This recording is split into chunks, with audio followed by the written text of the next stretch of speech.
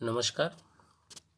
आज हम लोग विज्ञान विषय में पदार्थ की संरचना और प्रकृति के अंतर्गत पदार्थ की अवस्था और पदार्थ के निर्माण, उनके निर्माण की मौलिक इकाई पढ़ेंगे। तो सबसे पहले हम पदार्थ के बारे में समझ लेते हैं। जैसे आपके पास अनेक वस्तुएं देखने को मिलती हैं, कुर्सी, मेज, लकड़ी, अलमारी, पानी, दूध, सारी चीज़ें। तो लकड़ी से मेज और कुर्सी बनता है, लोहे से अलमारी बनती है। और तो ये लकड़ी लोहा क्या है? पदार्थ है, द्रव्य है। तो इनकी उपस्थिति का अनुभव हम आँख से देखकर, हाथ से छूकर करते हैं। जब पानी हो गया, दूध हो गया, तरल पदार्थ है जिसे गिलास में या किसी भी बर्तन में हम रखते हैं, इसकी उपस्थिति का अनुभव भी हम आँख से देखकर या हाथ से छूकर ही करते हैं। तो अपने आसपास जो हवा है उसको न तो हम देख सकते हैं न ही छू सकते हैं, लेकिन जब हवा चलती है, पत्ते हिलते हैं, तो हम कहते हैं कि हवा चल रही है। तो वायु यानी हवा भी एक पदार्थ ही है। तो ध्यान से जब हम विचार करेंगे तो हमें पता होगा कि जैसे लोहा हो गया, पानी हो गया, वायु हो गया, ये सभी वस्तुएं स्थान घेरती हैं और इनमें भार होता है। तो हम कह सकते हैं कि पदार्थ वह है जो स्थान घेरता है, यानी जो स्थान घेरता है उसे हम क्या कहते हैं? पदार्थ कहते हैं। जो स्थान घेरता है उसे हम पदार्थ कहते हैं, यानी जिसमें भार होता है।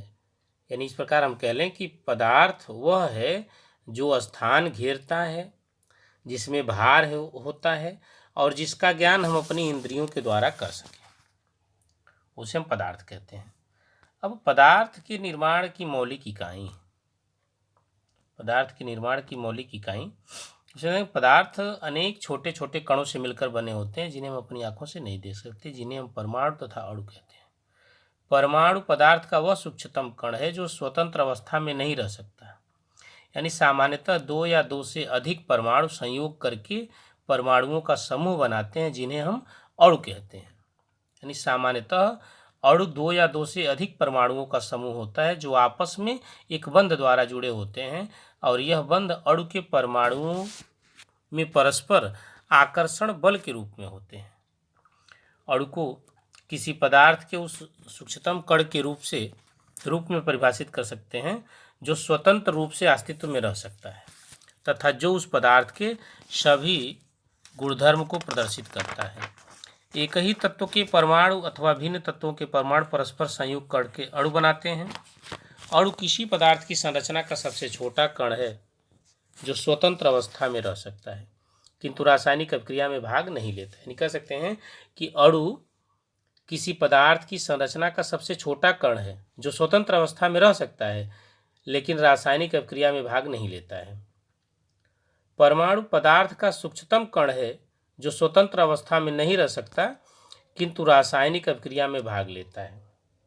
यानी अणु और परमाणु में अंतर बता सकते हैं कि अणु किसी पदार्थ की संरचना का सबसे छोटा कण है जो स्वतंत्र अवस्था में रह सकता है लेकिन रासायनिक अभिक्रिया में भाग नहीं लेता। परमाणु पदार्थ का सूक्ष्मतम कण है जो स्वतंत्र अवस्था में नहीं रह सकता लेकिन रासायनिक अभिक्रिया में भाग लेता है। उसके बाद बात आती है पदार्थ की अवस्थाएं की। तो पदार्थ की तीन अवस्थाएं होती हैं, ठोस, द्रव और गैस, और तीनों अवस्थाओं को एक दूसरे में परिवर्तित किया जा सकता है। अब आप विचार कर रहे होंगे कि पदार्थ की विभिन्न अवस्थाओं में पाए जाने का क्या कारण है। तो पदार्थ की विभिन्न अवस्थाओं में पाए जाने का मुख्य कारण पदार्थ में कणों की व्यवस्था है, अणुओं की व्यवस्था है।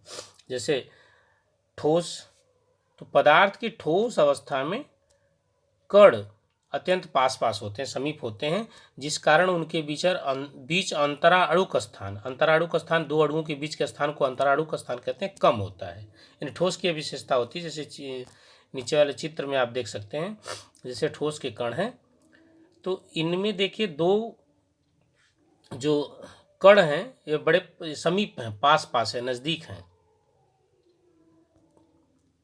फिर है द्रव। पदार्थ की द्रव अवस्था में कण ठोस की अपेक्षा अधिक दूरी पर होते हैं, जिस कारण इनके बीच अंतराणुक स्थान यानी दो अणुओं के बीच का स्थान ठोस की अपेक्षा अधिक होता है। गैस। पदार्थ की गैस अवस्था में कण बहुत दूर दूर होते हैं, उनके बीच अंतराणुक स्थान बहुत अधिक होता है।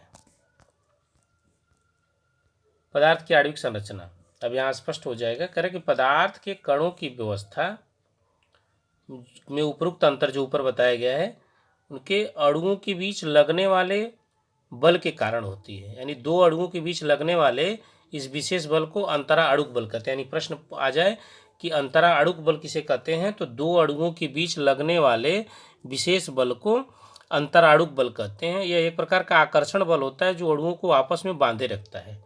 ठोस अवस्था में यह बल बहुत अधिक होता है। ठोस के अणुओं के आपस में बंधे रहने के कारण ठोस पदार्थ की आकृति एवं आयतन निश्चित होता है। द्रव पदार्थों में अणुओं के बीच की दूरी ठोस पदार्थों की तुलना में अधिक होती है। अणुओं के बीच की परस्पर दूरी अर्थात अंतर आणविक स्थान अधिक होने के कारण इनमें अंतर आणविक आकर्षण बल ठोस की तुलना में कम होता है, जिसके कारण द्रव के अणु अपनी सीमा में रहते हुए स्वतंत्रतापूर्वक गति कर सकते हैं। इनसे इनकी आकृति निश्चित नहीं रहती परंतु आयतन निश्चित रहता है। द्रव जिस बर्तन में रखे जाते हैं उसी का आकार ग्रहण कर लेते हैं। गैस के अणुओं के बीच की दूरी ठोस एवं द्रव की तुलना में बहुत अधिक होती है, जिसके कारण गैस के अणुओं के मध्य लगने वाले आकर्षण बल का मान नगण्य होता है। गैस की आकृति एवं आयतन दोनों अनिश्चित होती है। जिस बर्तन में गैस रखी जाती है उसी का आकार एवं आयतन ग्रहण कर लेती है। शेष अगली कक्षा में।